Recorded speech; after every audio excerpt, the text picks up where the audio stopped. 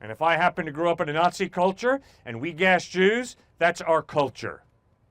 And if we happen to live 200 years ago in the United States and we have slaves, who on earth are you to come in and tell me that slavery's wrong? You're a rigid, arrogant twit. You're bringing your culture in, your biases, and trying to lay them on me.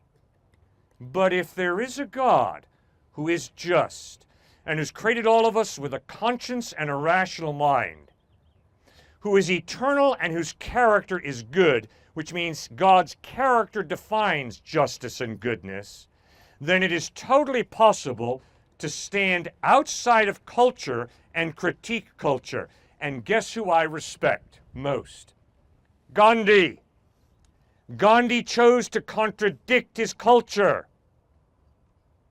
Sute, the burning of a widow on her dead husband's funeral pyre, is wrong.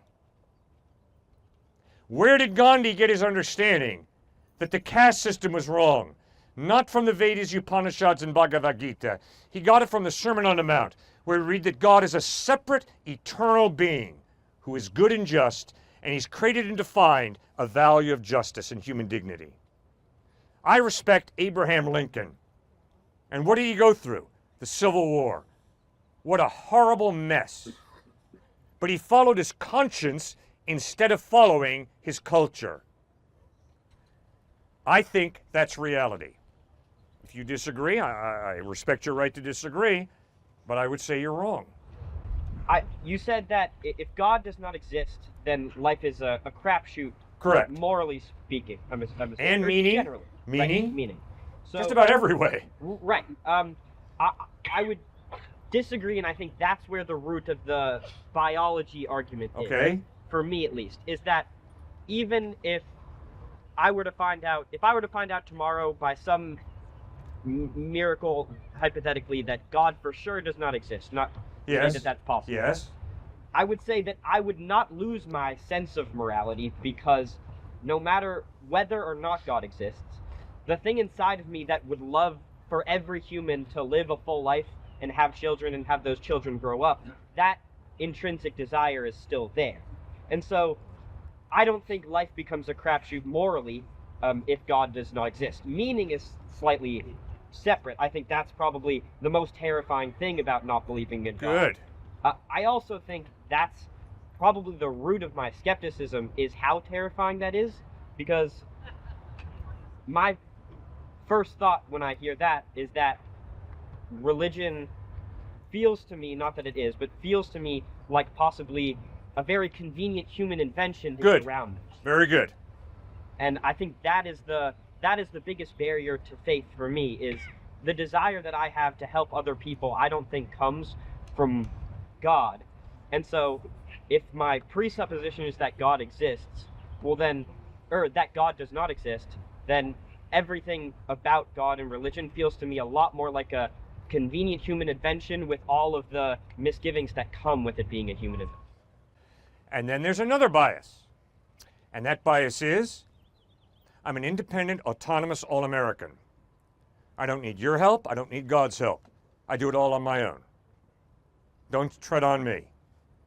I'm a free, autonomous individual. Therefore, quite naturally, I reject God. Because God is an intervention in my life. God's obnoxious. God's a tyrant. Believing in God is like wanting to live in North Korea and have a dictator tell me everything to do. I don't want to have a dictator in North Korea tell me how to live my life. I don't want to have God tell me how to live my life. Okay, that's a real bias in my life. I don't want God telling me how to live my life. I want to determine how I'm going to live my life. And I would argue that is exactly what Jesus Christ pointed out. We all have an innate bias against God. But you also make another point. No, Cliff, I think the opposite is true. I think we have a bias to believe in God. I would argue, no, I have a bias not to believe in God, but the evidence of my experience when it comes to morality, when it comes to meaning, when it comes to rational thinking, that drives me to God, because it's overwhelmingly obvious that in order for meaning, morality, reason to be real, there's got to be some mind behind me who created me. And I would argue that on a daily basis, my innate bias is get lost, God. Get lost, police. I'm driving down the road. I'm breaking the speed limit. I see that cop car, and you know what happens. I hit the brake because I don't want to get a ticket. But as soon as that police is out of there, I'm back up to whatever. I'm a rebel. Comes very naturally to me. I don't have to work on it. I am a sinner. I need God's grace. I need His love. I need His forgiveness. I need His help because I am a self-centered twit too often. I think what you said about sort of the questions lead you to God, the questions of morality and the question of purpose, stuff like that. Yep. I think that's where I find the difficulty in. I have those questions, obviously. I think everybody has those questions. And what I see as my biggest two options are, at least in the instances in which they contradict each other, science and religion, to some extent. Okay. And I find that science, or rather some sectors of academia, because I'll include in this secular moral philosophy. Secular moral philosophy answers many of my questions about morality, and biology and history answer many of my questions about historical records and why humans exist the way they do. I think religion, from the research I've done, tends to answer many questions with itself. Like, religion is the reason for this because of religion. God is the answer to this question because of Jesus, or Jesus is the answer to this question because of God. And I think the difficulty I find is that science tends to lay out the whole process of reasoning behind each thing. They lay out the rules of physics and the rules of biology and such, whereas religion tends to say that what you should do in most instances is believe. Science and morality and religion, real religion, really following Christ, do not contradict each other. Okay? Here's why. If I put strychnine in Grandma's tea, will she die? 9 times out of 10. Correct. So science answers the question, Cliff, if you put strychnine in Grandma's tea, she will die. Can science answer the question in light of the fact that Grandma is loaded financially? Big bank account, big stock portfolio, and I will inherit it. In light of that, should I put strychnine in Grandma's tea or not? Can science answer that question? Very controversially, I believe yes.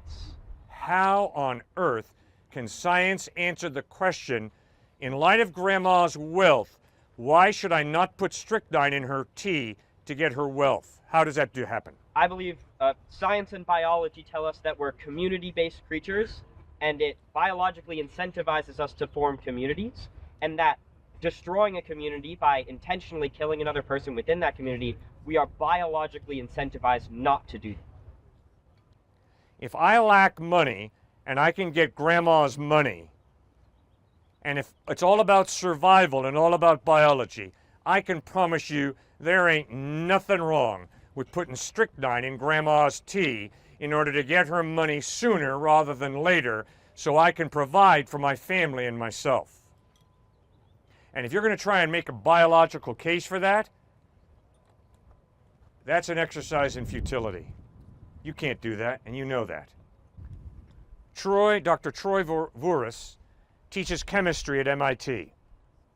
He stood up in front of the class one day and he said, "If you ask me, why is my shirt blue? I can answer you, if we extract the dye, we will find out why the shirt is blue. But if I tell you, my wife likes me in blue, that is an equally valid answer to your question, why is your shirt blue? Because my wife likes me in blue. One is a scientific explanation of why my shirt is blue. Another is a relational answer to the question, why is my shirt blue? Those are two different forms of knowledge. Third point, what is the smell of the color red? Stupid question, Cliff. Red does not have a smell. You are mixing your categories.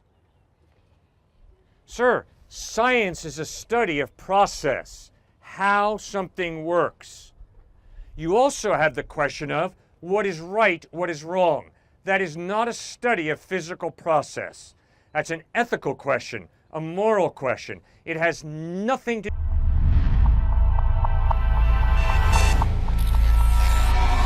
In the dialogue above, the two speakers present the argument that science can guide moral decision-making by explaining motives and processes, and I find this argument to involve a fundamental category mistake. The second major axis of this debate revolves around a subtle but decisive philosophical error, the confusion between explanation and obligation, between describing why humans behave in certain ways and prescribing what they ought to do. This error is commonly known as a category mistake, and it lies at the heart of many contemporary misunderstandings about the limits of science. The atheist speaker argues that while science may not directly declare moral actions to be good or bad, it can nonetheless inform moral decision-making by explaining motives, incentives, and outcomes. Science, he suggests, tells us why we desire certain things, why communities function best under certain norms, and what processes lead to survival or flourishing. From these facts, individuals can then make moral choices. At first, this appears modest and reasonable. Science undeniably provides invaluable knowledge about human behavior, psychology, biology, and social dynamics. However, the philosophical leap occurs when descriptive facts are treated as normative guidance. Knowing why a thought occurs does not tell us whether that thought should be obeyed. The poisoned tea example crystallizes this distinction with surgical precision. Science can explain what poison does to the human body, why financial inheritance creates temptation, how self-preservation and kin selection operate biologically. But none of these explanations answer the moral question itself. Should I do this? The moment the speaker claims that science can guide the process by which moral decisions are made, he has already left the domain of science and entered philosophy. Deciding which goals are worth pursuing, which values override others, and which outcomes are acceptable is not an empirical exercise. It is an ethical one. This is why the analogy about the color of a shirt is so powerful. A scientific explanation answers how a shirt reflects certain wavelengths of light. A relational explanation answers why someone chooses to wear it. Both explanations are valid, but they are not interchangeable. Attempting to collapse them into one another does not produce deeper understanding. It produces confusion. Similarly, asking science to adjudicate moral obligation is like asking chemistry to define justice or physics to assign meaning.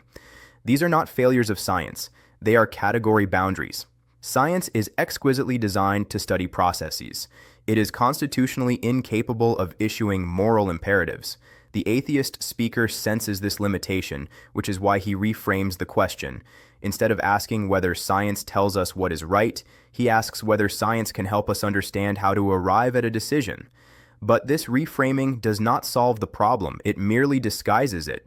The criteria by which one evaluates decisions remain value-laden and presupposed. Why should community preservation outweigh individual gain? Why should long-term flourishing override short-term advantage? Why should human life be treated as intrinsically valuable? Science cannot answer these questions without borrowing ethical assumptions it did not generate. This is precisely what the Christian interlocutor identifies when he accuses the speaker of mixing categories. The accusation is not rhetorical, it is analytical. The speaker moves fluidly, almost unconsciously, from empirical description to moral prescription, relying on conscience while denying its metaphysical foundation. In doing so, he treats science not merely as a tool for understanding reality, but as a surrogate moral authority. Yet science, by its very nature, cannot bear that weight. In the dialogue above, the two speakers present the argument that science can guide moral decision-making by explaining motives and processes, and I find this argument to involve a fundamental category mistake. The deeper problem exposed in this section is not merely that science lacks moral vocabulary, but that the attempt to extract moral authority from scientific explanation inevitably presupposes values that science itself cannot justify. The moment one asks not merely how do humans decide, but which decisions are better, one has already stepped beyond empirical inquiry. The atheist speaker's appeal to process over conclusion is philosophically revealing. He values science because it lays out each step of reasoning and leaves the final judgment to the individual.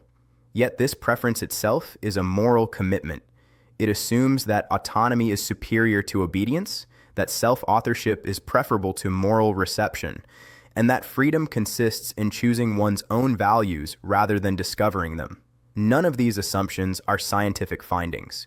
They are philosophical axioms. When science explains why certain actions promote group survival, it does not explain why survival ought to be prioritized. When biology describes altruistic tendencies, it does not explain why altruism is morally superior to exploitation. The moral weight assigned to these outcomes must come from somewhere else. This is why the debate repeatedly circles back to conscience.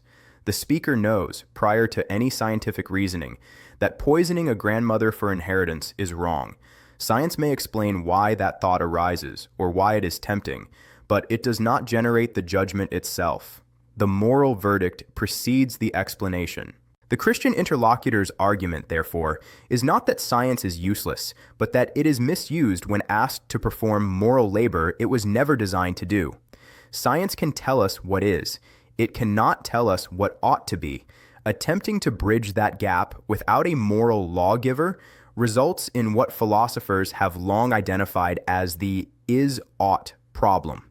This explains the persistent sense of moral certainty experienced by both speakers despite their worldview differences. Moral experience feels authoritative, not advisory. It commands rather than suggests. That phenomenological fact demands explanation. If moral obligation is merely a byproduct of evolutionary conditioning, then resisting it when convenient is not immoral. It is merely counter-instinctual. Yet the speaker does not live this way, nor does he believe others should. He condemns murder not as suboptimal, but as wrong. Such condemnation implicitly appeals to a moral reality that transcends scientific description. Christian moral realism accounts for this experience without contradiction. If moral law reflects the character of a rational, good, and personal source, then moral obligations are neither arbitrary nor oppressive. They are grounded in reality itself. In this framework, science and morality are not enemies, nor competitors, but distinct domains answering distinct questions. Science explains mechanisms, morality governs meaning. Confusing the two diminishes both. The second section of the dialogue demonstrates that science, while indispensable for understanding processes, is categorically incapable of generating moral obligation. Attempts to derive moral authority from scientific explanation rely on unacknowledged philosophical assumptions, resulting in a category mistake that obscures rather than clarifies moral reasoning. Moral experience itself points beyond science toward a normative source it cannot supply.